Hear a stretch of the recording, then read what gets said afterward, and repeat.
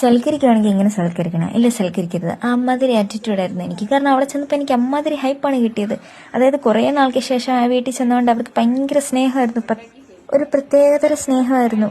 അവിടുത്തെ ചേട്ടനാണ് ചുമ്മാ ഇരുന്ന് എനിക്ക് ടിൻഡഡ് ലിപ് ബാം തന്നു, ഓറോഫ്ലെയിമിൻ്റെ. പിന്നെ അമ്മയ്ക്കാണെങ്കിൽ ഒരു അടിപൊളി ബോഡി ലോഷനും കൊടുത്തു. അങ്ങനെ തന്നെ ഒരു 1,500 രൂപ ചേട്ടൻ്റെ പൊടിച്ചു. പിന്നെ ബാംഗ്ലൂരിലിരുന്ന ചേച്ചി കോക്കും മോമോയും ഗുലാബ് ജാമുനും ഫ്രഞ്ച് ഫ്രൈസും ഇഷ്ടമുള്ള സാധനം മേടിച്ചു തന്നു. അവിടെ ഇരുന്നുകൊണ്ട് തന്നെ പുള്ളിക്കാരി ഓർഡർ ചെയ്ത് തന്നു.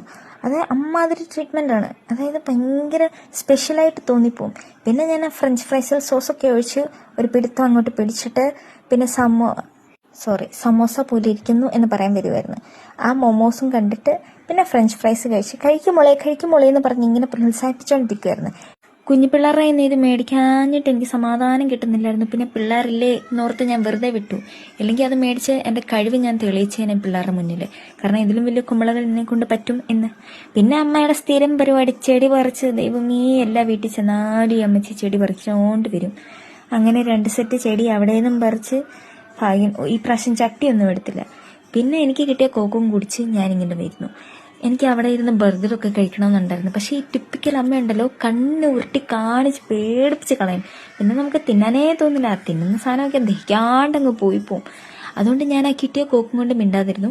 അതുകൊണ്ട് കുടിച്ച് ഞാനിങ്ങനെ തെണ്ടിച്ച് നടന്ന് തിരിച്ച് വീട്ടിൽ പോവാണ് ഗൈസ്. പിന്നെ രാത്രി ആയതുകൊണ്ട് വെട്ടം വെളിച്ചമൊന്നുമില്ല. പിന്നെ എനിക്കൊരു മാതിരി ചമ്മലാണ്. കാരണം കോക്ക് മാത്രമേ എടുത്തുള്ളൂ, ബർഗർ തിന്നില്ല, അവരെന്ത് വിചാരിക്കും എന്നുള്ളത്. അപ്പം ഇന്നത്തെ ഉള്ള